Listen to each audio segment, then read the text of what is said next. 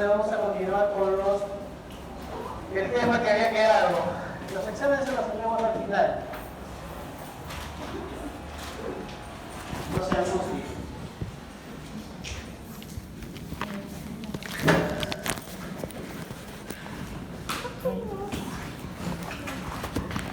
Los del otro han salido mejor que ustedes, creo. Ah, no, peor que ustedes.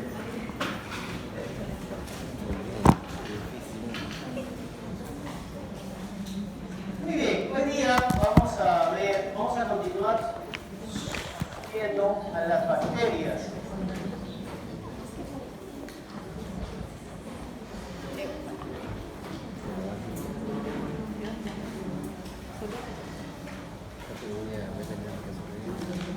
Creo que nada podemos hacer contra la luz.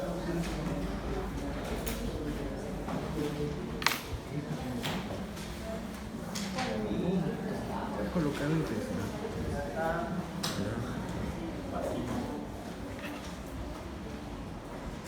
No, es con ese.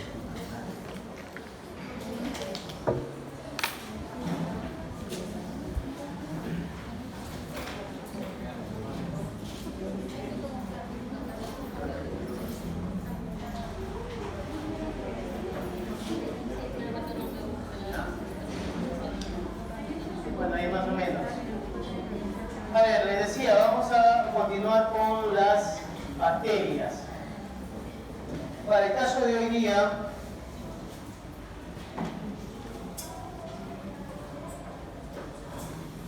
vamos a ver, o vamos a conocer sobre los bacilos, Clostridium, Mycobacterias y Enterobacterias. Vamos a conocer sobre el Bacillus anthracis, Tetani, Mycobacterium y E. coli. Todas estas son bacterias. En el caso de las primeras, que de repente ustedes han escuchado, ¿han escuchado del carbuco? Sí, ¿no? O anthrax. ¿Han escuchado sobre el tétano? Sí, también. ¿Sobre la tuberculosis? También. ¿Y sobre la Escherichia coli? También. E incluso la Escherichia coli, que es usado como un parámetro de higiene. Vamos a ver de qué tratan estos agentes que atacan.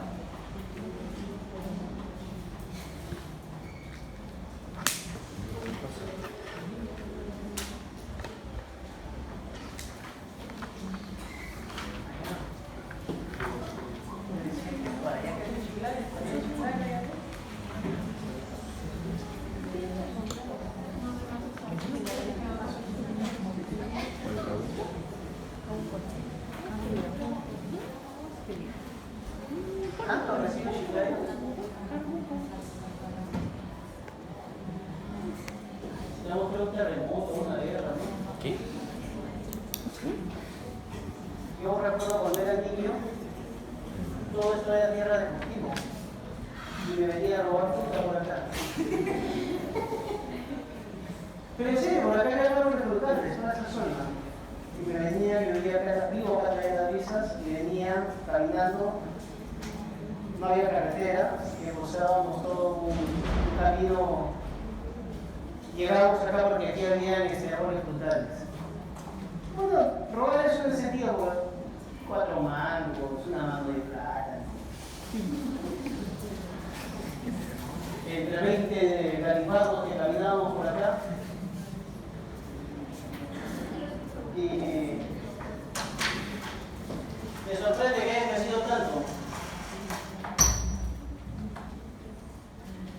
Bueno. Vamos a hablar sobre los bacilos. Se había escuchado anteriormente sobre los bacilos, ¿no? Dentro de las estructuras de las bacterias. ¿Quiénes eran los bacilos? Aquellos que tienen esporas. Entonces los bacilos son unas bacterias que forman Esporas. ¿Por qué son peligrosas las esporas? ¿Por qué son peligrosas las bacterias que forman esporas? ¿Cómo?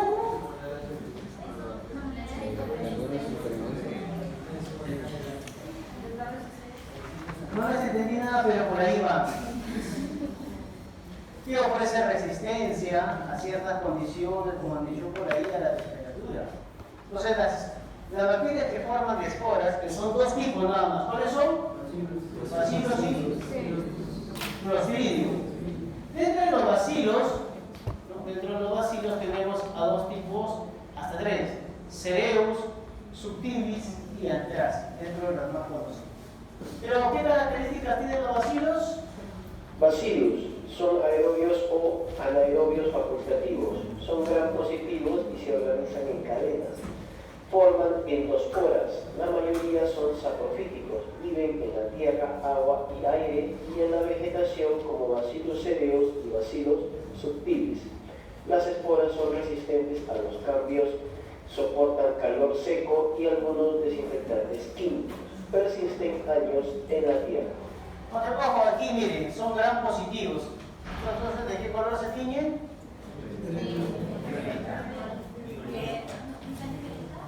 Violeta o morado, como quieran. ¿Qué es saprofítico? ¿Qué es saprófito? ¿Qué?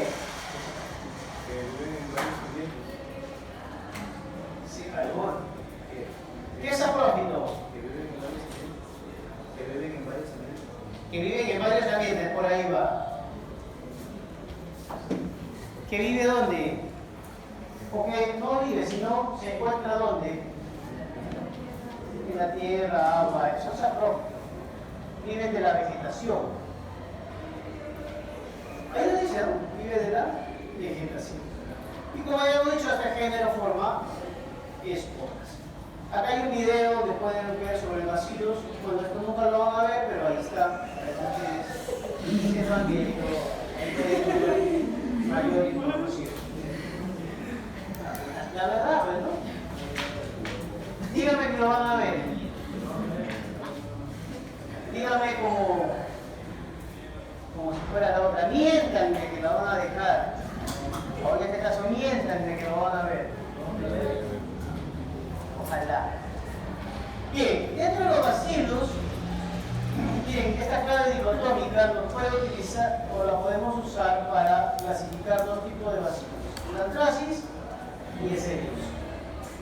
¿Cuál es la diferencia entre cada uno de estos? Que el Anthracis provoca una enfermedad y el Bacillus provoca intoxicación. Intoxicación. Quiere decir que el Bacillus cereus segrega una toxina.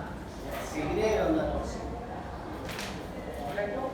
En cambio, el Bacillus anthracis provoca una enfermedad que ya vamos a ver en qué consiste. Son tres endotoxinas, son tres las que van a provocar la enfermedad. Pero, ¿qué podemos ver acá?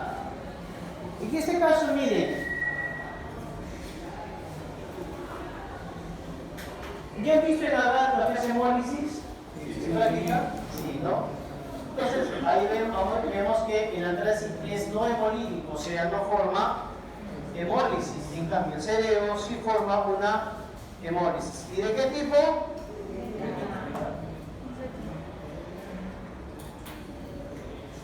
Beta hemólisis. ¿Cómo es una beta hemólisis?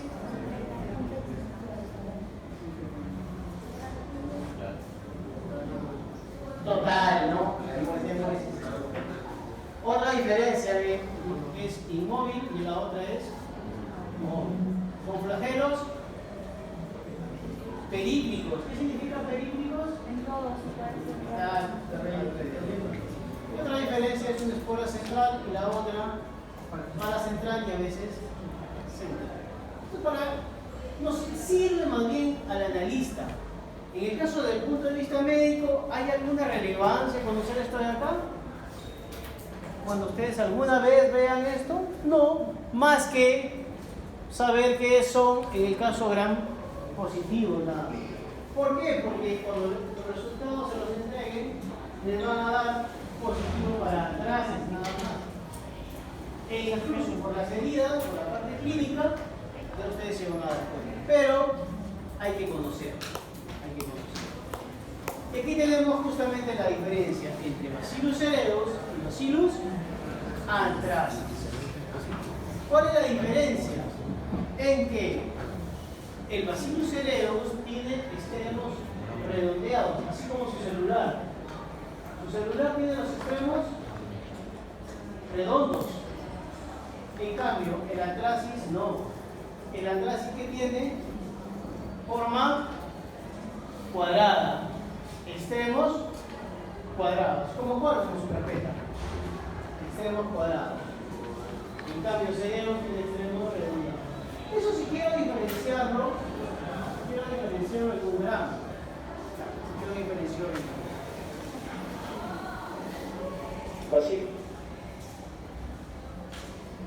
Bacillus anthracis, microscópicamente se dispone en cadenas largas, que elaboran esporas muy resistentes y es el causante de anthrax o carbón.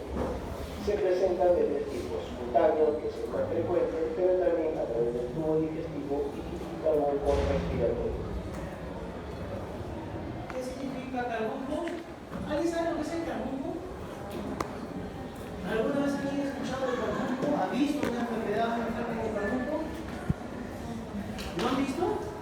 Oye, ¿si van a ser médicos ustedes?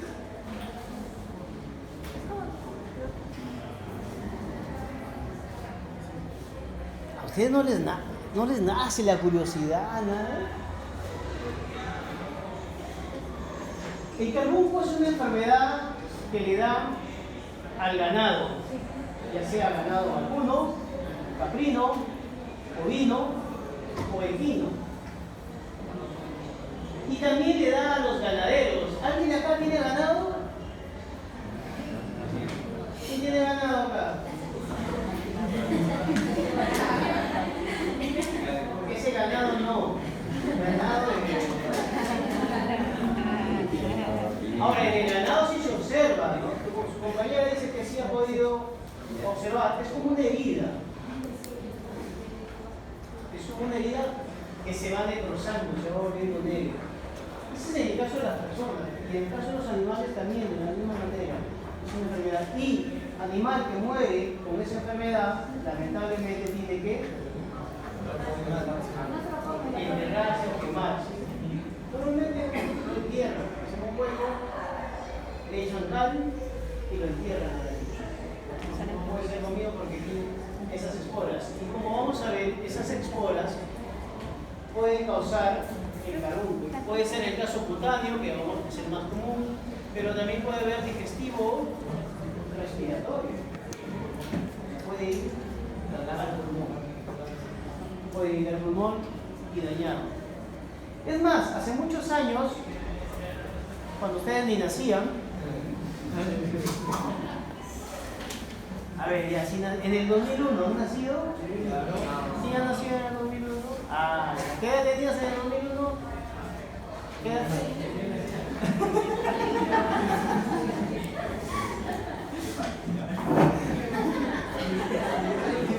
Bueno, cuando recién nacía, ocurrió el 11 de septiembre, ¿no? ¿Qué ocurrió el 11 de septiembre? El ataque de las Torres Gemelas. Después del ataque de las Torres Gemelas, los niños se volvieron locos. Más de lo que son todavía. ¿Pero por qué se volvieron locos? Porque estaban paranoicos con el tema de las guerras, sobre todo la guerra biológica. ¿Y debido a qué? Debido a que al presidente de la República le llegó, al presidente de los Estados Unidos, le llegó un sobre. Y dentro de ese sobre había un polvo blanco. Entonces les pareció raro ese polvo blanco. Obviamente el presidente nunca lee su correspondencia, siempre hay personas que revisan la correspondencia y lo más saltante ya se lo envían. Pero dentro de ese sobre había ese polvo blanco, lo llevaron a analizar y resultó que era Bacillus anthracis. Obviamente con sus modificaciones genéticas para ser más letal, para que se disperse más rápido y para que crezca mucho más rápido. pero sobre todo para que dé un anthrax o un carbunco respiratorio, para que el que lo inhale, la bacteria desarrolle y luego lo inhale. Entonces, los gringos empezaron a ver polvo blanco por todos lados, todo les parecía anthrax, ¿no? Es una forma de... ¿Y por qué escogieron el anthrax? ¿Por qué escogieron esta bacteria? Porque se puede diseminar a través de las especies. Miren, los microorganismos parecen indefensos frente a nuestros mecanismos de defensa, pero cuando traspasan nuestros mecanismos de defensa son jodidos. Son jodidos. Las bacterias han estado antes que nosotros, están con nosotros y estarán después de nosotros. Es más, nosotros, les dije, ¿no?, convivimos con bacterias. ¿Tienen bacterias en su mano? Sí, claro. ¿Tienen bacterias en su cara? Sí. ¿Tienen bacterias en su piel? ¿Tienen bacterias en la boca? Claro, incluso se las pasan. ¿No? E incluso hasta ni se lavan la boca. Y ahí, a ver, esa es una pregunta. A ver, si ustedes te lavan la boca, ¿eliminan las bacterias? No, ¿entonces para qué te las lavas? ¿Ah? La bacteria que provoca la caries no va a aparecer si no comes un tipo de alimento. ¿Cuál es? Carbohidratos. Si tú no comes carbohidratos, no le vas a dar alimento para que desarrolle este estreptococcus no maligno. Y es más,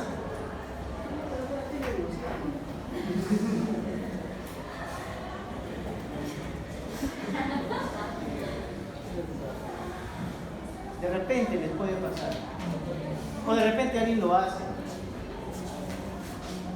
Supriman bastante el carbohidrato. Al suprimir el carbohidrato, su cuerpo va a cambiar, porque va a comer proteínas y otras cosas, sobre todo bastante productos vegetales. Van a sentir que su boca, el sabor de su boca va a ser distinto. ¿Por qué? Porque las bacterias que están en su boca no van a tener el sustrato para poder desarrollar. Y los productos de la fermentación van a ser otros. Pero bueno, si es que algún día tiene que ser. Pero bueno, ahora sí volvamos al carbunco. ¿Qué tiene el carbunco, profesor? ¿De qué tiene de especial? Esta enfermedad, esta bacteria, tiene 3 toxinas. El antígeno protector, el factor edema y el factor letal. Estos van a producir una toxina de carbunco.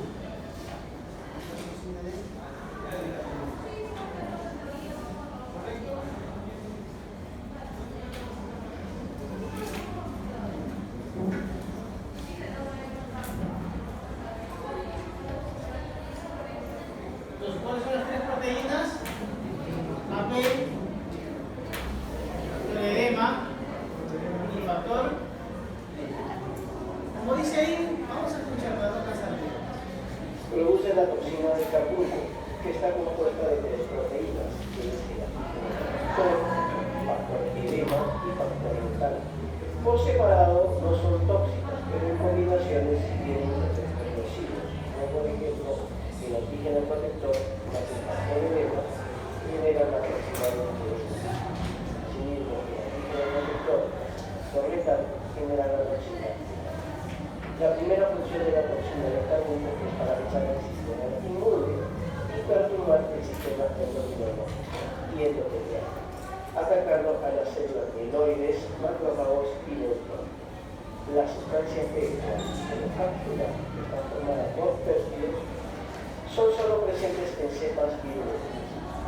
También cumplen la función de alcinas entre las bacterias, sobre todo en el hígado. ¿Tienes una bacteria no jodidas? Que tiene cápsula. ¿Qué función cumple la cápsula? ¿Proteger contra qué? ¿Contra qué nos protege? ¿Contra qué protege la cápsula de la bacteria? Los rayos UV. Y sale la bacteria y todo se voltea. No pasa nada, tengo cápsula. No, la cápsula. ¿Qué hace la cápsula? ¿Qué protección le da la cápsula a la bacteria? Para que no la fagocite. Antifagocita. Pero ¿quiénes tienen cápsula nada más? ¿Quiénes sí presentan cápsula? Solo las virulentas. ¿Y las que no tienen cápsula? No pasa nada. He ahí la diferencia, jóvenes, de por qué. A ver, ¿no les ha pasado que o hay que ser bien piña, ¿no? Estás expuesto frente al carbunco y no te pasa nada. Ahora, lo hueles encima, no te pasa nada. Y viene tu compañero, y dice, a ver, coge otra muestra y él se muere. ¿Por qué si se murió y tú no? Fue tan salado que le tocó una bacteria virulenta. ¿Todas las bacterias son virulentas? No. Incluso de la misma especie. No todas son virulentas. Hay que ser bien piña para que le toque una cepa virulenta e muy virulenta. ¿Correcto? Ahora, ¿qué nos dice acá? Te vas cerrando mientras se me...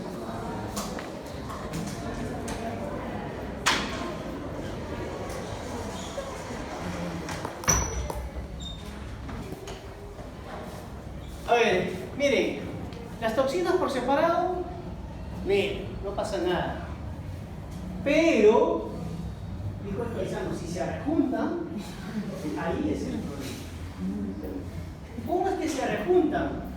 Cuando se une el antígeno protector con el factor edema o el antígeno protector con el factor letal. Una forma la toxina edema y la otra forma la toxina letal. Pero ¿cómo es que se rejuntan? ¿Cómo es que se rejuntan? Bueno, se van a rejuntar debido a que, primero, estos están codificados por un plásmido PXO1. ¿Correcto? ¿Cuál es el principal factor de virulencia? Ahí está, la toxina. Si bien es cierto es el principal factor de virulencia, la toxina letal, mortal, ¿cómo se forma la toxina letal? Cuando se une el antígeno protector y el factor letal. ¿Correcto? En cambio, el factor edema inhibe el sistema inmunitario. Pero ¿cómo ocurre todo esto? Aquí está. Si lo voy a acercar.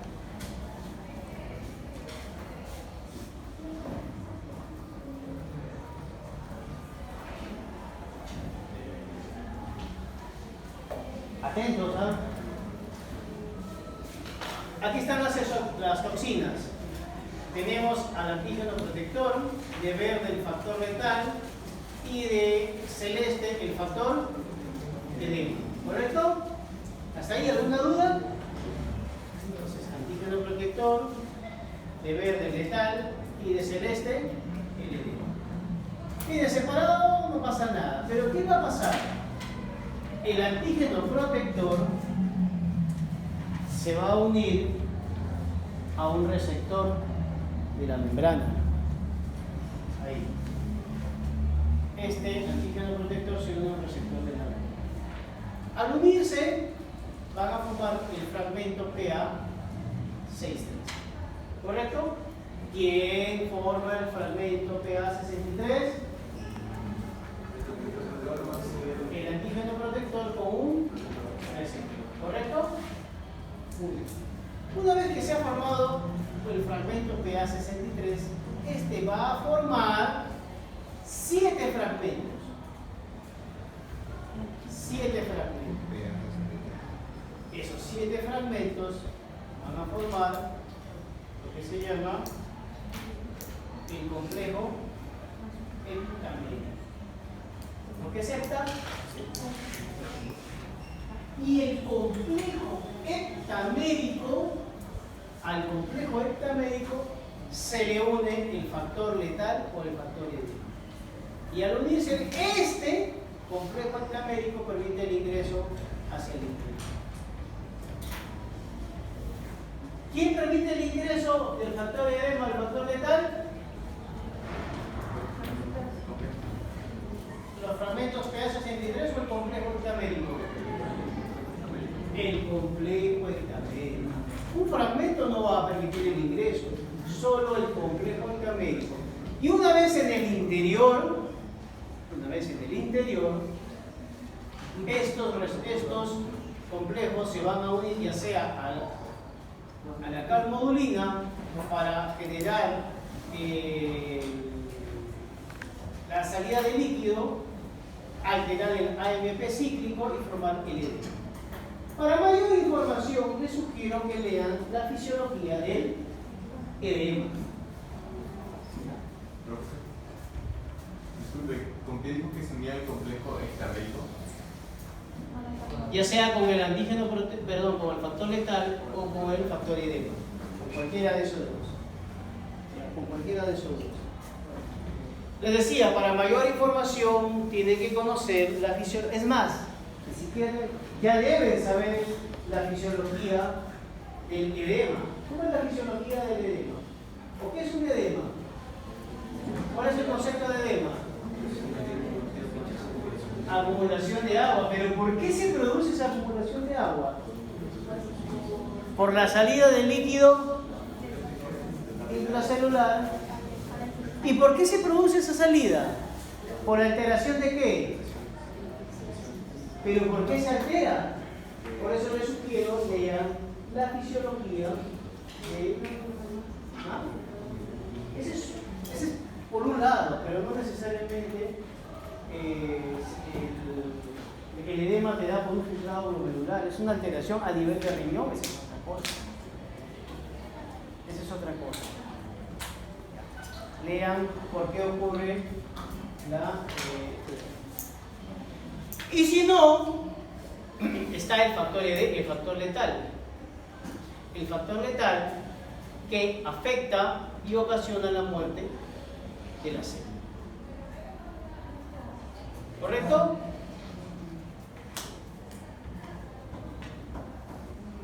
Aquí lo tenemos.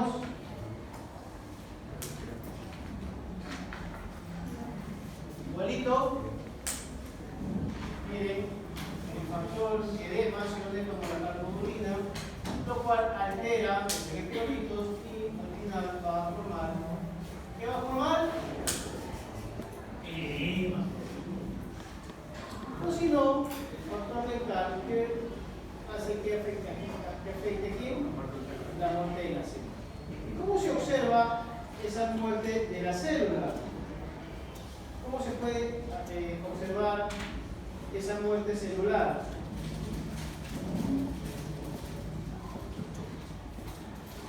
¿Cómo se podría observar esa muerte celular? Por necrosis.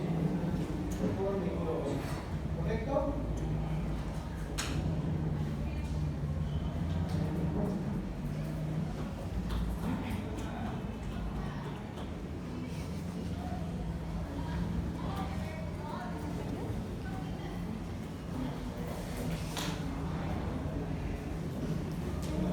Mismo que acabamos de explicar. Muy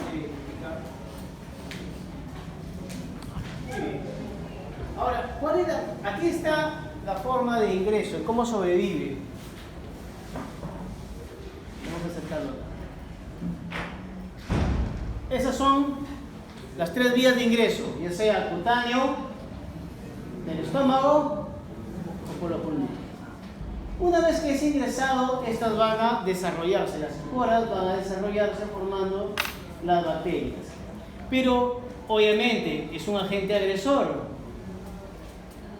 Se activa nuestro proceso inflamatorio.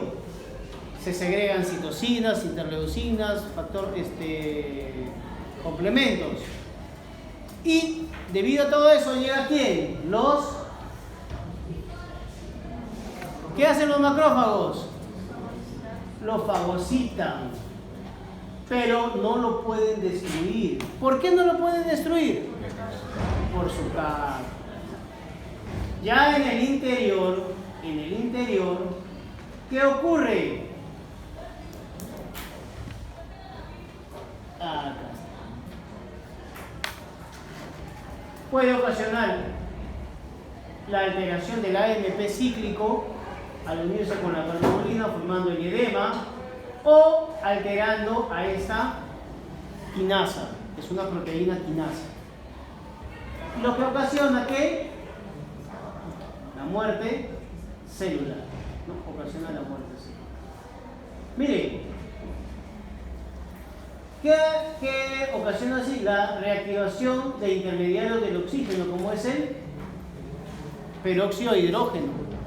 ¿Y el peróxido de hidrógeno es tóxico o no es tóxico? Sí es tóxico, ¿no?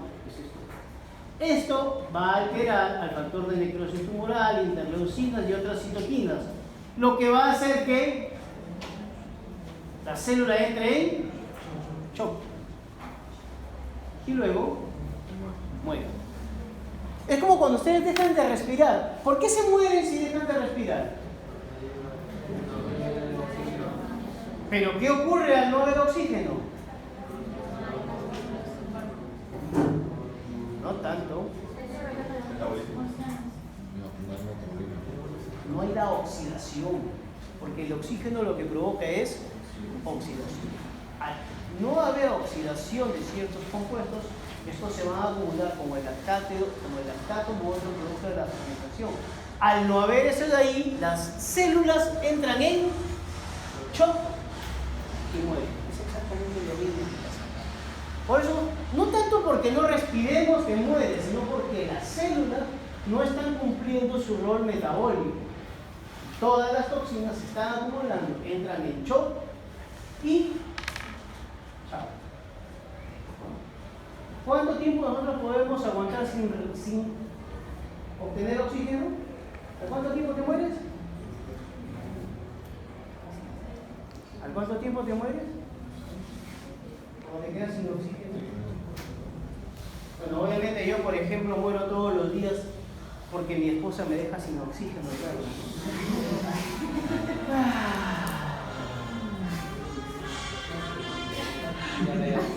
No, fíjate eso. Entonces, ¿cuánto aguantamos? ¿3 minutos? ¿Son unos 4? Ya, y los capos, 5, ¿no? Aunque la vez pasada vi que había uno de no sé dónde que aguantaba hasta 7 minutos. Era una adaptación que tenía una tribu que se había adaptado a nadar debajo del mar y que incluso se adaptaban a ciertas profundidades. O sea, su cuerpo estaba adaptado a ciertas profundidades. Nosotros nos sumergimos creo que 2 metros, 3 metros y ya nuestros oídos están por reventar, pues, ¿no? Es que imagínense toda la presión, toda esa cantidad de agua. ¿Cuánto? Si yo me meto debajo de una cisterna, ¿cuánto de agua tengo arriba? Tengo 1000 litros, o sea, casi una tonelada encima mío de agua. Juísica, joder, juísica. ¿No han llevado juísica ustedes? Virtual, ¿no? Bueno. Aquí nos dice justamente esto de acá, ¿no? Ahora vamos a escuchar qué dice.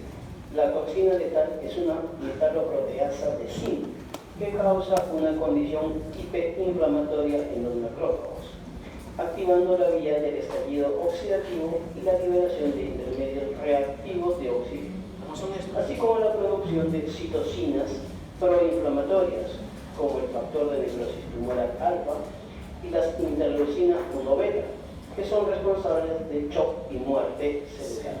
¿Correcto? ¿Cuáles son estos intermediarios del oxígeno? Aquí está el peróxido de hidrógeno y el cingulete de oxígeno. Cingulete de oxígeno. Cuando hablo así, usted me mira, ¿no? Esa es física, joven, usted lo va a llevar.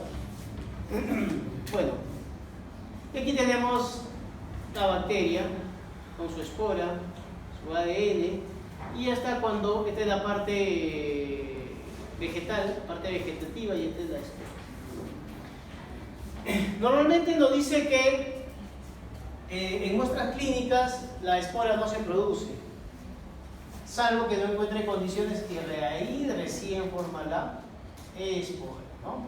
Ahora también la cápsula que permite la supervivencia está codificada por 3 genes.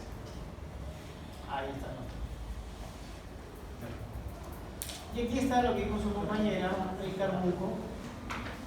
Creo que sí lo han visto alguna vez. ¿Hay? Sí hay. ¿Se presenta poco? Sí, se presenta poco, ¿no? No es muy frecuente. ¿Por qué? Porque el SENASA activa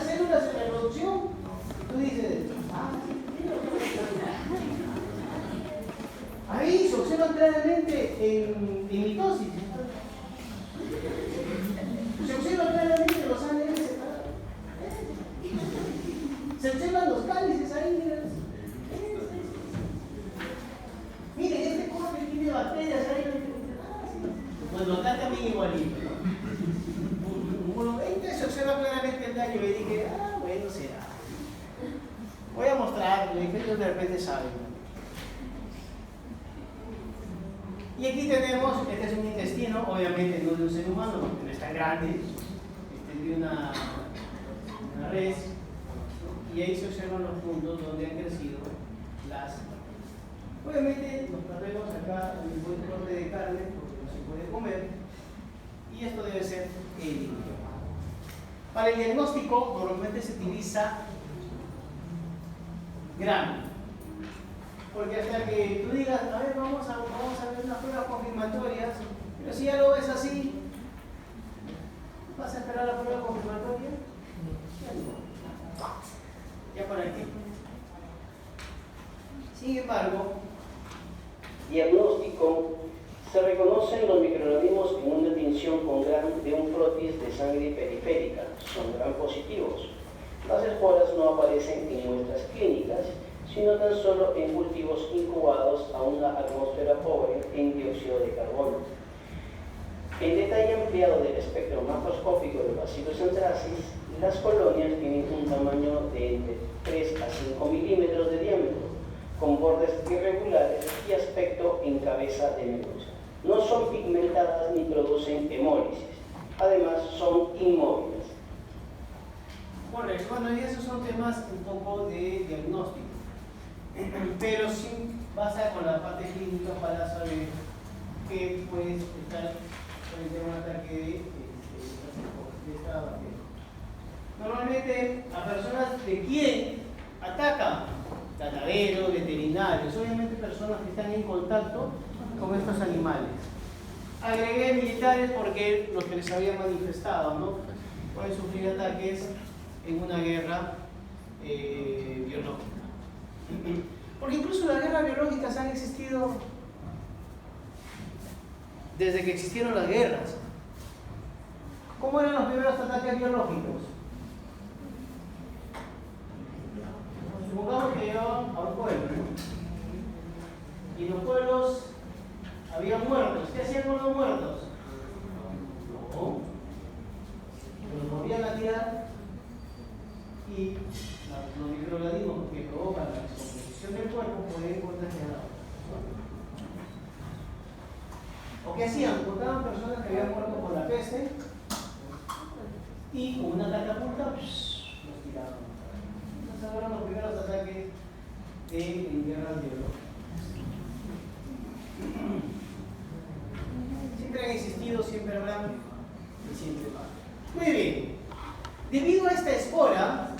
podemos distinguir dos microorganismos.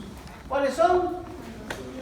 Bacilos gram-positivos formadores de esporas. Según la catalasa, si son positivos, son bacilos. Si son negativos, son clostridios.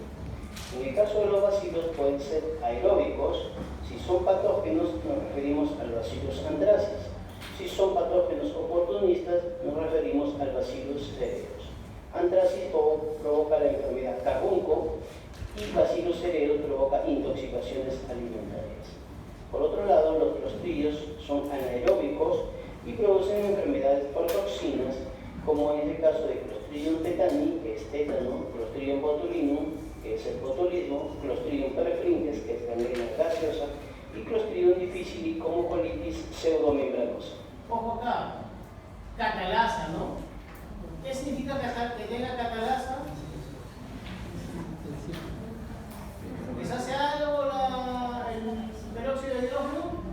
No. ¿A quién te destruye?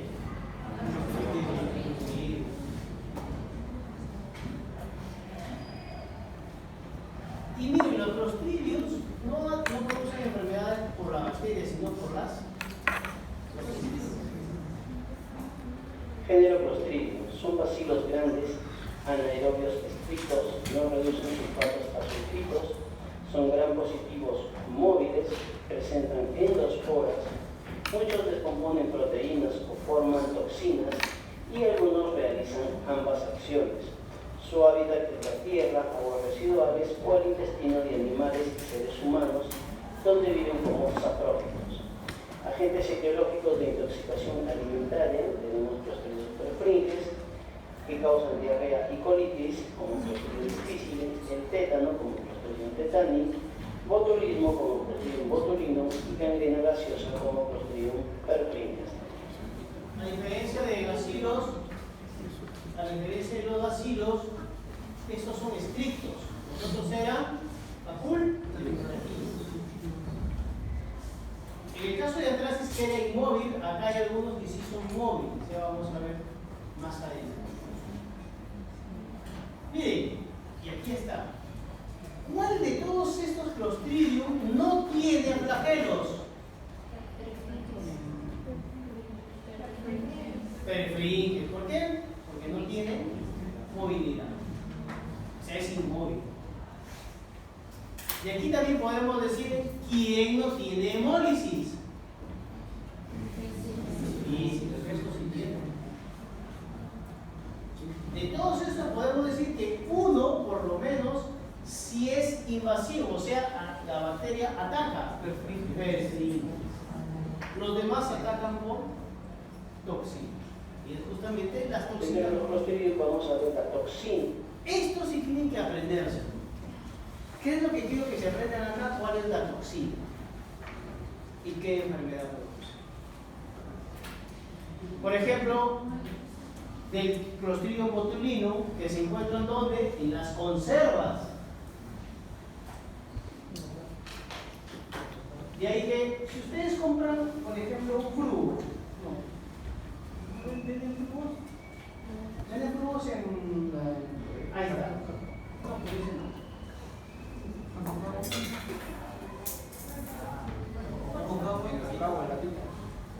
Sí, bueno, un Aconcagua, si lo encuentran levantado, ¿lo comprarían? ¿Hinchado? ¿Por qué? Porque podría contener Clostridium botulinum, podría tener la toxina botulínica. Si cualquier producto que esté cerrado y que tenga algún desperfecto, no hay que adquirirlos. Una leche golpeada, ¿la comprarían? Yo sí. Porque yo sí sé dónde es que debe haber el golpe. ¿Dónde creen que debe estar el golpe para que ya esa leche no valga? En las tapas. Si está en el costadito, en los bordes, si está en el cuerpo, no pasa nada. Pero si se ha golpeado en las tapas, ahí se ha afectado los sellos y puede entrar una bacteria. Puede ser. Pero aparte de esto, han sacado de este Clostridium, han sacado para algo cosmético. Y a partir de la toxina se elaboró una toxina que se utiliza como cosmético. ¿Cuál se llama? Por eso que tiene el nombre de botulino. Porque ¿qué en particular tiene el botulino? Paraliza los músculos. Entonces, cuando a las personas que le agregan botox, cuando tú haces, es como cuando tú no tienes esas las líneas de expresión, ¿no? Cuando estás así enojado, se te arruga la frente. Cuando estás triste, se te arruga acá. Entonces, ¿qué te hacen con el botox? Te inyectan para paralizarte el músculo en las líneas. De tal forma que cuando te enojes, te quedes así. Te rías, estés triste, ya no tienes expresión, pero ya no te arrugas.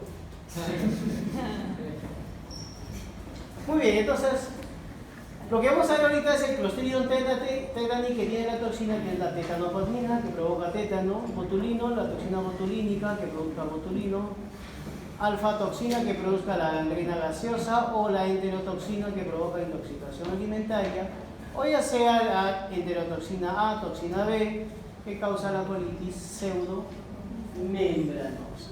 Entre los Clostridium vamos. Ahora sí vamos a ver solo una nada más. Una nada más. El tetani. ¿Qué enfermedad provoca el tetani? ¿Qué es el tétano? Una enfermedad que provoca contracción, rigidez. ¿Quién provoca esa rigidez? La toxina llamada tetanoplasmina. Pero ¿quién ha provocado esa toxina? El Clostridium tetani. Clostridium tetani es un bacilo esporulado móvil de gran tamaño. Produce esporas terminales redondeadas que le dan un aspecto de palillo de tambor. Al contrario de Clostridium perfringens, tetani tiene dificultades para crecer debido a su gran sensibilidad a la toxicidad del oxígeno. Las bacterias tienen actividad proteolítica, aunque son incapaces de fermentar carbohidratos. Tiene palillo de tambor, aunque yo más que se parece un palillo fósforo, ¿no? Pero bueno, le han puesto palillo de tambor. Eso fue visto hace mucho tiempo. Me imagino que en esa época no había fósforos. Pero yo más o menos siempre lo he visto como un fósforo. Incluso cuando mi profesor me enseñó, me dijo, no, pero se parece un fósforo, le dije, no, palillo de tambor, me dijo. Palillo de tambor. ¿Cuál es la toxina que produce? La tetanoplasmina. ¿Dónde afecta esta tetanoplasmina? Pues esta toxina se fija en los receptores. ¿De quién? De las membranas presinápticas motoras. O sea, aquellas que provocan la coagulación. ¿Correcto? ¿Cuáles son estos neurotransmisores? Puede ser la glicina o el GABA, el ácido gamma amino. Esto ya lo saben ustedes, ¿no? Les recomiendo leer la fisiología de la contracción muscular.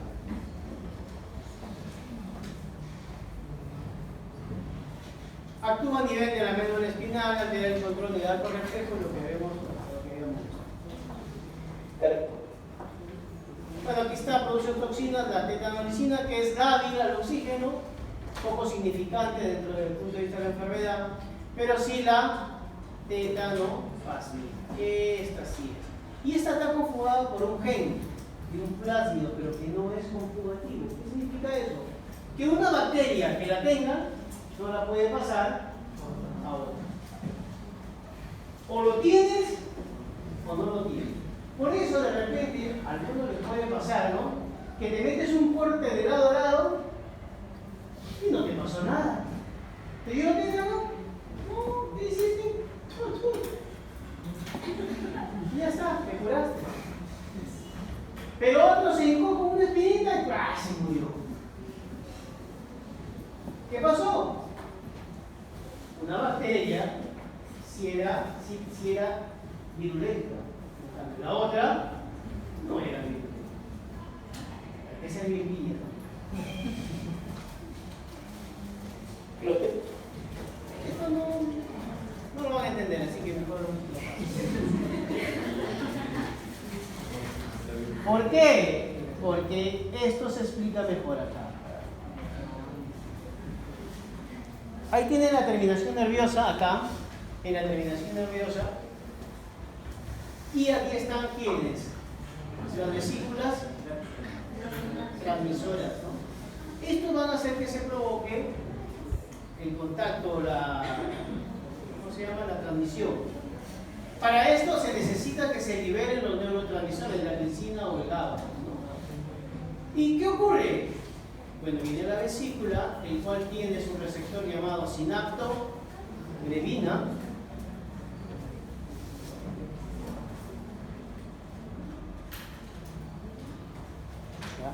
Esa sinaptogrelina se une a los receptores, se une acá a la fibrana, como la sintaxina o la sinaptoficina. Al unirse, liberan los neurotransmisores que van a los receptores del músculo o hay la relajación o hay la contracción.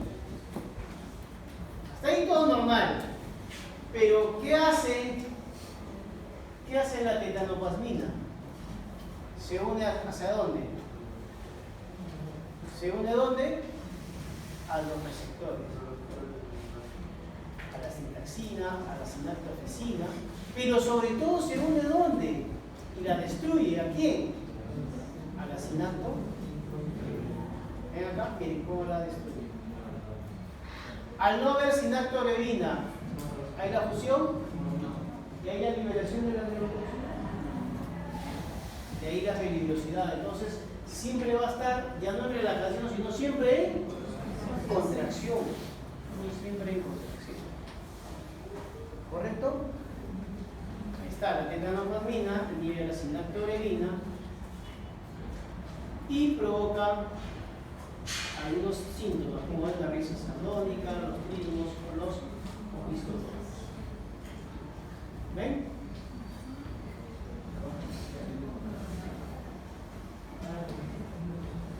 Ahora, ¿cómo te curas de esto? ¿Hay cura? Una vez que te da estos síntomas, ya fuiste. Pero antes de eso, si hay un tratamiento, ¿no? Te colocan tu vacuna contra la toxina. ¿Te cortaste? Te ponen tu vacuna. ¿Te hincaste? Te ponen tu vacuna. ¿Correcto? ¿Cuántas veces te pueden poner la vacuna? Te cortaste ahorita, te ponen. Te cortas más adelante, y te ponen.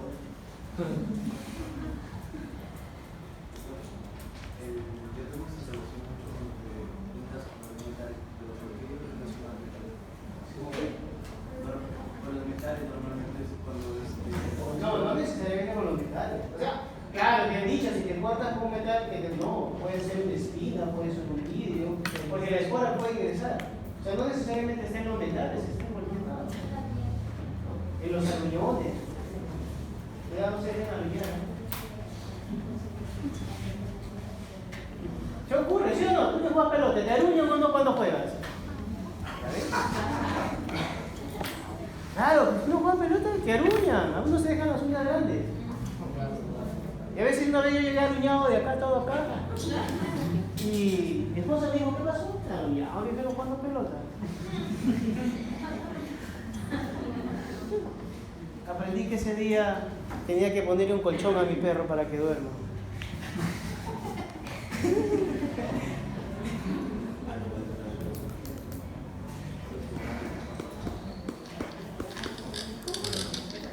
¿Para qué ese día ahora mi perro duerme en un lugar? Bien, ¿cómo se diagnostica? El diagnóstico del tétano, al igual que sucede con la mayoría de las enfermedades por clostridios, se elabora a partir de la presentación clínica. La detección microscópica de Clostridium tetani, su recuperación a partir del cultivo es útil, pero generalmente no permite establecer el diagnóstico. Los resultados de los cultivos únicamente son positivos alrededor del 30% de los pacientes con tétano. En el paciente no se detecta la toxina ni los anticuerpos dirigidos frente a la toxina, debido a que éstas se unen con rapidez a las neuronas motoras para ser internalizadas. Si se aísla el microorganismo en el cultivo, la producción de toxina con la cepa aislada se puede confirmar mediante la prueba de neutralización de la antitoxina tetánica en ratones. Ya, pero para hacer eso ya se muere fácil. Bueno, acá hay otro video que nunca van a ver, pero ahí pueden ver también cualquier otra característica. ¿Cómo es que se cura? Lo que hay que esperar es que el cuerpo mismo realice otras conexiones y ya vaya pasando, Pero de ahí que vas a destruir la toxina, no vas a. Vamos a ver ahora a uno que provoca muchas muertes a nivel mundial, como es los micobacterios, pero sobre todo el Mycobacterium tuberculosis. Pero en general, ¿qué son las micobacterias? Género Mycobacterium. Son bacilos aerobios débilmente gram positivos. Su pared celular, que presenta ácidos micólicos, le dan características especiales de tinción bacilo-alcohol ácido resistente, o BAAR, importante en el diagnóstico de laboratorio. De crecimiento lento, con 42 días para evidenciar crecimiento de colonias. Hasta el 60% de su estructura está compuesta por lípidos. Causan la mayor parte de las infecciones del ser humano, como son Mycobacterium tuberculosis o también Mycobacterium leprae. Muy bien. Miren, los Mycobacterium tuberculosos o el Mycobacterium general son diferentes a las demás bacterias porque tienen más lípidos.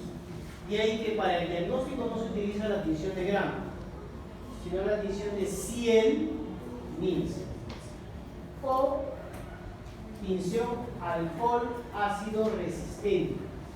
Y ahí el nombre BAAR. ¿Qué significa BAAR? Bacilos alcohol ácido resistente. ¿Quiénes son bacilos alcohol ácido resistentes? Los Mycobacterium. Y el más común, el Mycobacterium tuberculoso. Algunos llaman, ¿cuál es la prueba de baciloscopía? Cuando se habla de baciloscopía se está refiriendo a alcohol ácido resistente. Y las pruebas que a ustedes, a los médicos, se les proporciona es por cruces. Ya vamos a ver a qué se refiere esas cruces. Esta es la pared celular de una micobacteria donde hay abundan los ácidos micólicos. Y debido a estos ácidos micólicos es que se hace esta tinción. ¿Cómo se llama la tinción? 100 Nielsen o alcohol ácido resistente. ¿Qué colorante se usa? Fucsina ácida, fucsina fenicada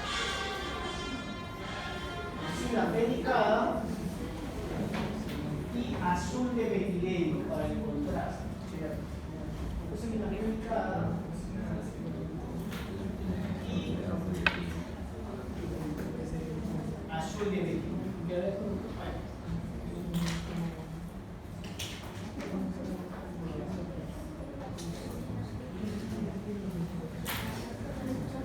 Mycobacterium tuberculosis patogenia es un patógeno intracelular capaz de producir infecciones de por vida. En el periodo de exposición, Mycobacterium tuberculosis ingresa en las vías respiratorias y las partículas infecciosas alcanzan los alveolos, donde son digeridas por los macrófagos alveolares. Las micobacterias son expulsadas en gotitas que tienen menos de 25 micras de diámetro cuando una persona infectada tose, estornuda o habla. Las gotitas se evaporan y dejan microorganismos que por su pequeñez, después de ser inhalados, pueden ser depositados en los alveolos. Una vez en el interior de ellos, el sistema inmunitario del hospedador reacciona con la liberación de citocinas y linfocinas,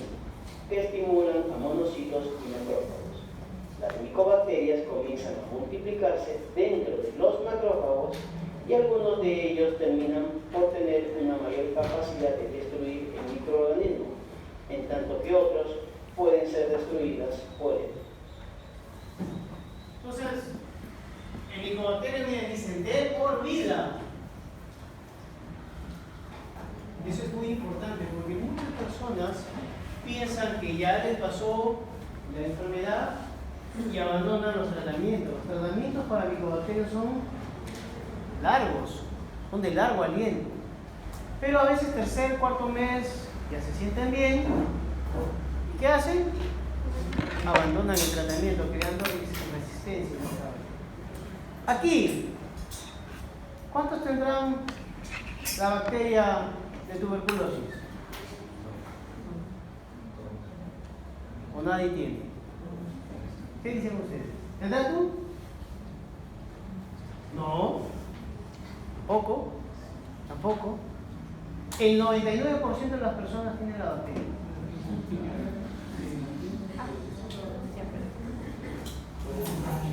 Ahora, ¿por qué no se desarrolla? Aquí está por qué no se desarrolla. Si lo entiende, ya probablemente.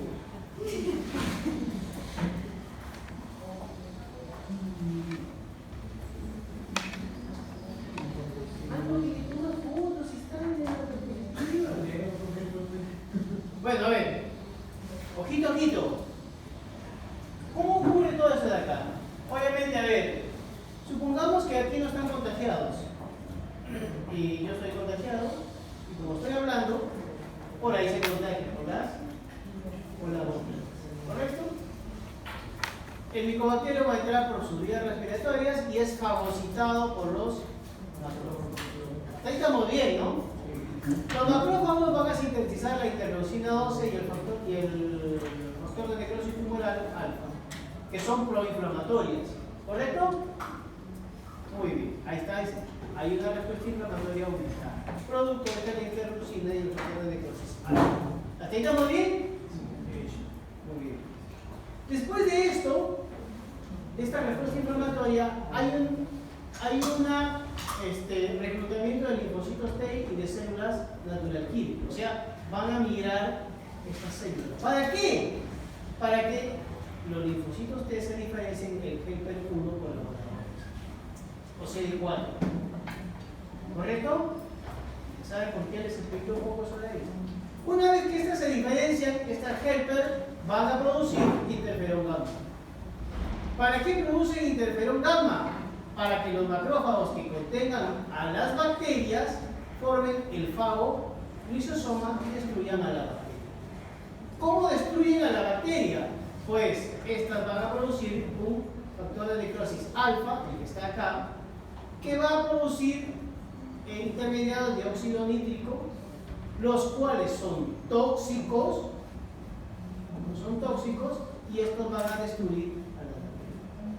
Pero ¿qué sucede en algunas personas? En algunas personas no van a producir ni interferón gamma. ¿Qué sucede al no producir interferón gamma? No activan los macrófagos, no va a haber fagolisosoma y no van a destruir a la bacteria. O en su defecto, no producen factor de necrosis tumoral alfa. Y al no haber factor de necrosis tumoral alfa, por más que lo haya ingerido, por más que se forme el fagolisosoma, no se produce la producción de óxido nítrico de intermediados del micrófono. Por lo tanto, no hay un estallido y no la van a destruir. ¿Quiénes no producen esto de acá? Las personas que tienen su sistema inmunológico disminuido. ¿Debido a qué? Al Richie. ¿Qué significa Richie? Por eso dicen que la tuberculosis es una enfermedad de la pobreza.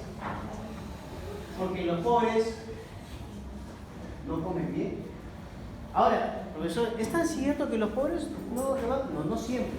Hay personas que tienen, pero comen mal. Personas que comen mal. Y puede provocar esa enfermedad. Para el diagnóstico tienen prueba cutánea de tuberculina, que es te ponen una bacteria atenuada, es una bacteria que no te hace nada, en la piel y se pone una ronchita. Y esa ronchita te da la mide. Y si sobrepasa creo que el centímetro, ya tiene tuberculosis. O te hacen una tinción de BK, que se llama la vaciloscopía. O otros hacen cultivos en agar rojo y bien. Y aquí tenemos paciente que me envía esta fotografía. Y me dijo, ¿tú qué crees que tenga?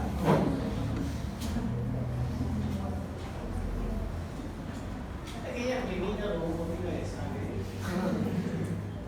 Y me pregunta, ¿qué crees que tenga? Bueno, lo primero que se me pasó a la cabeza es lo que ustedes pasan, como ejemplo, cuando ustedes ponen en Google. ¿Le duele la cabeza? ¿Qué le sale? Pero luego viéndolo bien, probablemente sea TBC.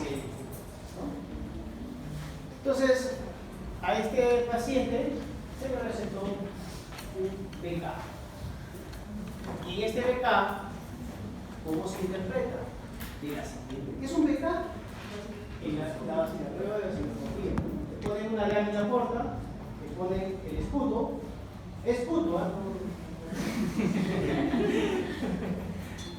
y le hace la prueba de emisión de 100 Nielsen y lo observan al microscopio.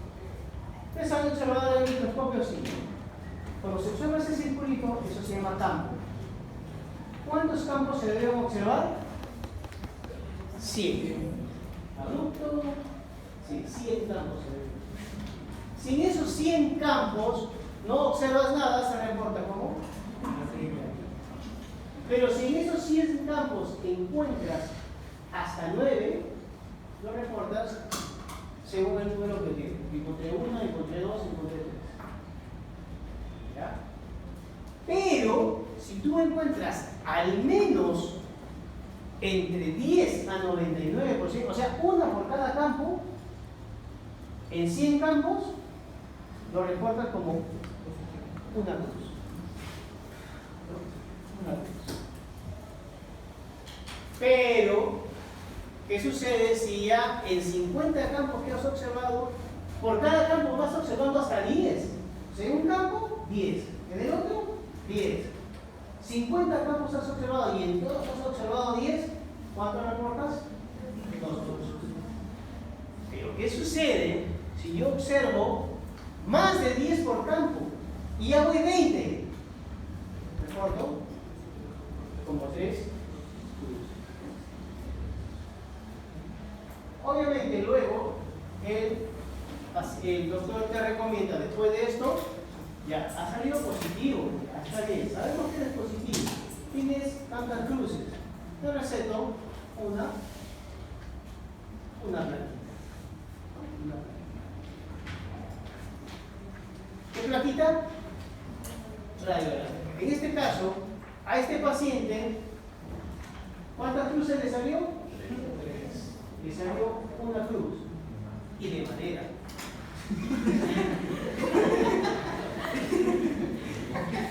Obviamente el médico le recetó una plaquita. ¿Qué plaquita? No, de mármol. ¿Qué le pasó a este paciente? Si tuvo una cruz de madera y una plaquita de mármol, se murió. No, mentira. A pesar de lo escandaloso de la foto, solo tuvo una cruz. Dijo el médico, ahí se observa claramente el daño. Y yo también, como siempre, dije, sí, ha de ser.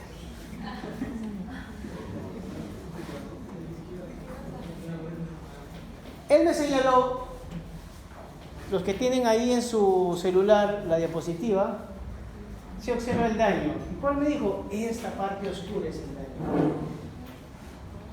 Y dije,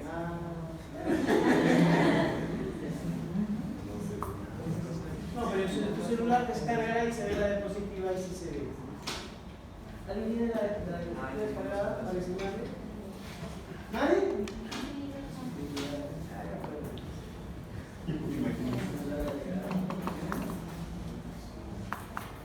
Muy bien. Tratamientos, obviamente vacunación contra la BCG, control de contactos y etc.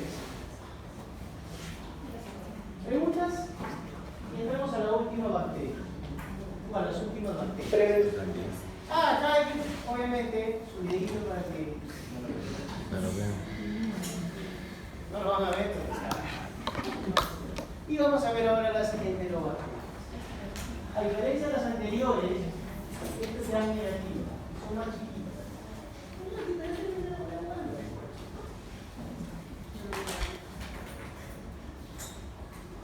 A estas enterobacterias, sobre todo, se pueden utilizar para ver la higiene de algún sitio. ¿Por qué?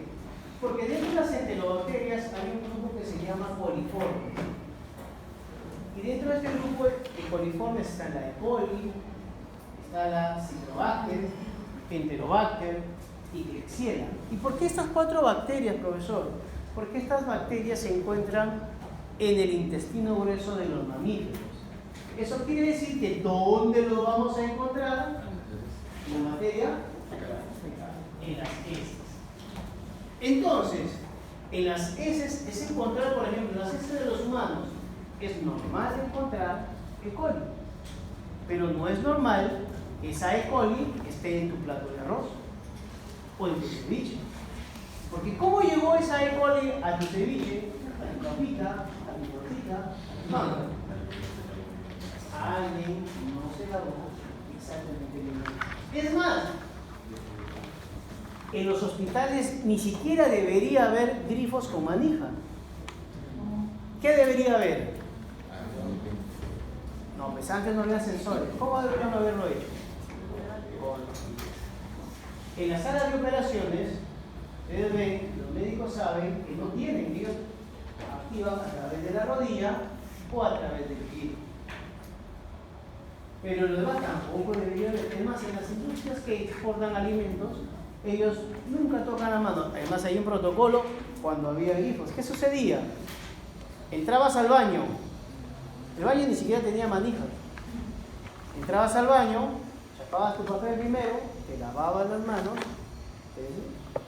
y te secabas. Y con el papel, antes de botarlo, cerrabas el grifo. ¿Y qué hacías con ese papel? Todavía no lo botas. ¿Para qué lo usabas? Para abrir la puerta. Y ahí recién eliminabas el papel. ¿Qué sucede?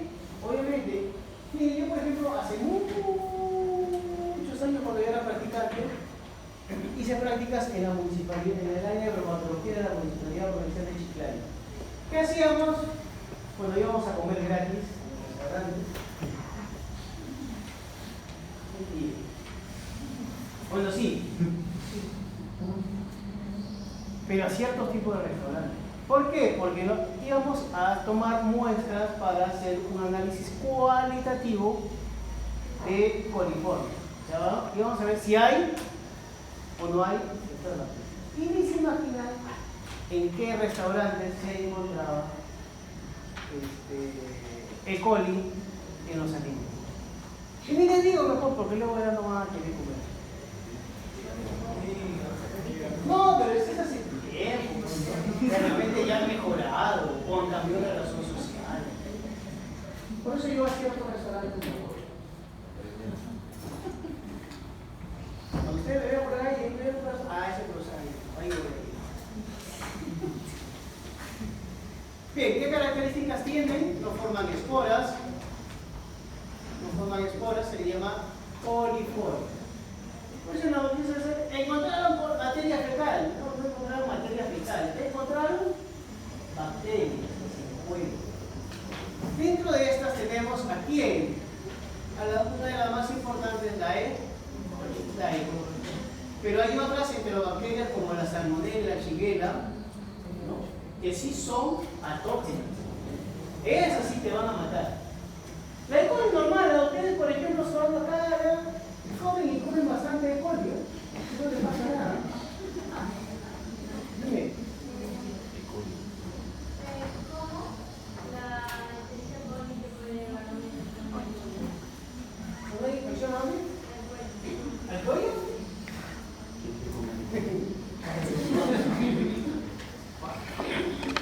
El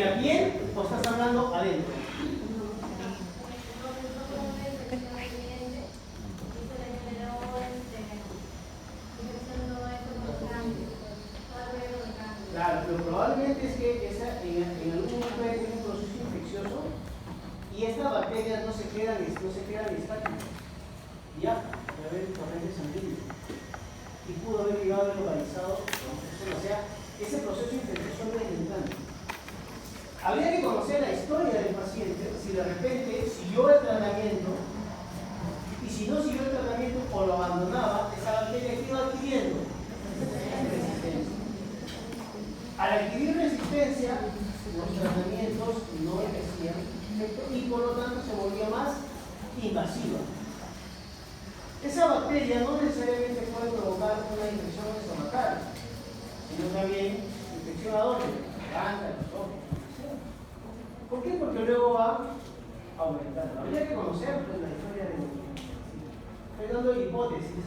De repente haya sido una bacteria que haya tenido resistencia o esa bacteria haya migrado de algún infección, de algún sitio hacia otro. Puede haber incluso empezado como una infección urinaria y pudo haber subido. Es como, por ejemplo, decir, ¿cómo es que una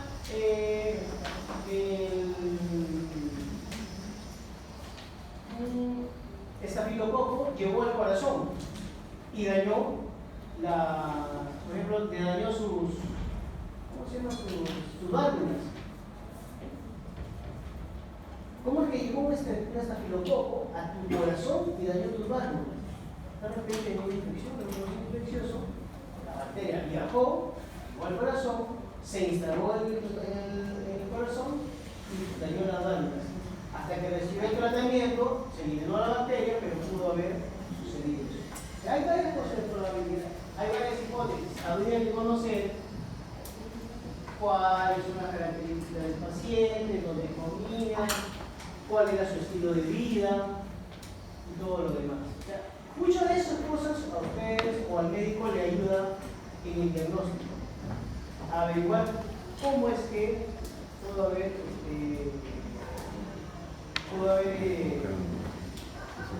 pudo haberse contraído esa bacteria. De repente fue hasta intrahospitalaria. Y al ser intrahospitalaria, las bacterias intrahospitalarias son muy peligrosas. ¿Ya? Pero otros son historias.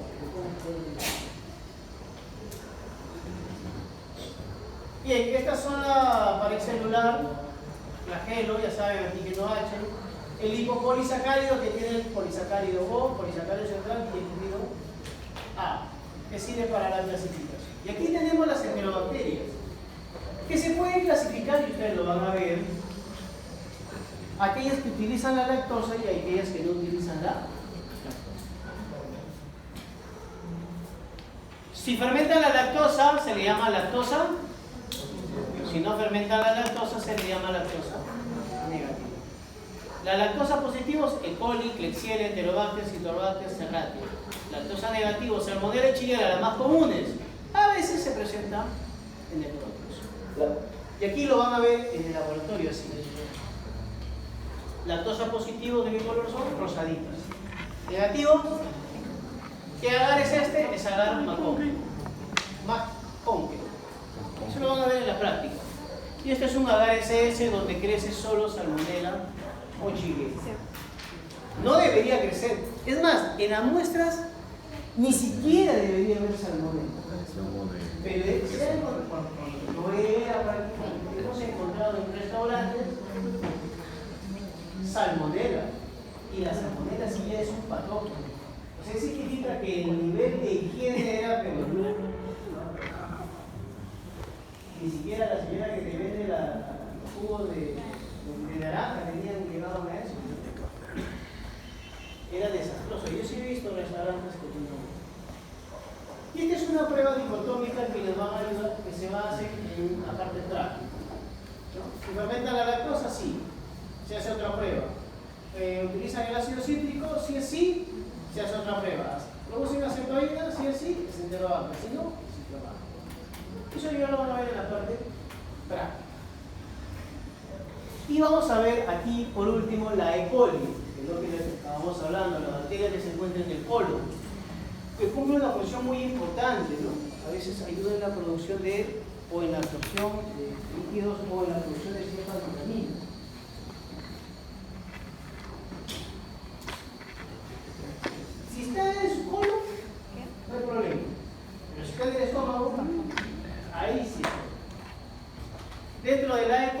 pero voy a provocar también las ITU. ¿Qué significa ITU? De tracto urinario. ¿Cómo llega ahí? Por una mala higiene, obviamente. Una mala higiene. Puede provocar meningitis. ¿Cómo llegan las meningitis? Por lo que les estoy diciendo y por lo que su compañera me preguntó. ¿Cómo llega? Migra en esta parte. Camina. Bueno, suele decir camina, ¿no? Migra. Y finalmente provocar una sepsis generalizada. Una de las más comunes es la E. coli o 157, que causa colitis hemorrágica o síndrome hemolítico urémico. ¿Qué podemos decir acá? Acá. Todo esto lo resumimos aquí. Hay 5 tipos de E. coli. Las 3 que ven acá afectan el intestino delgado. Tienen la enterotoxigénica, enteropatógena y enteroagregativa.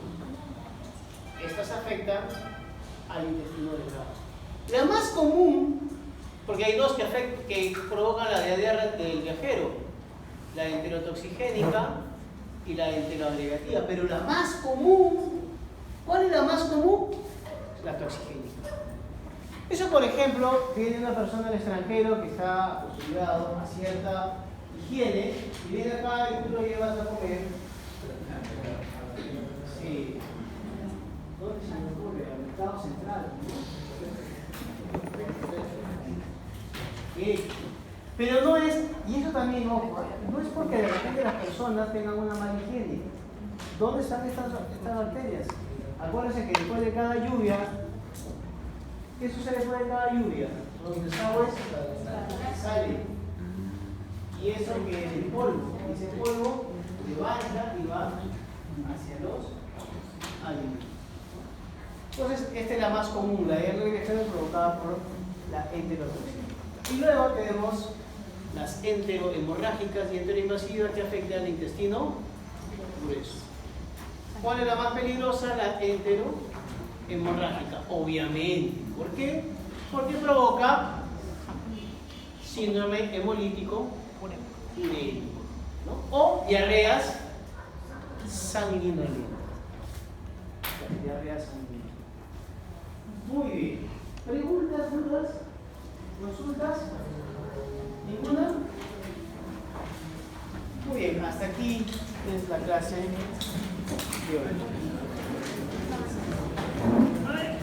Vamos a ver su examen.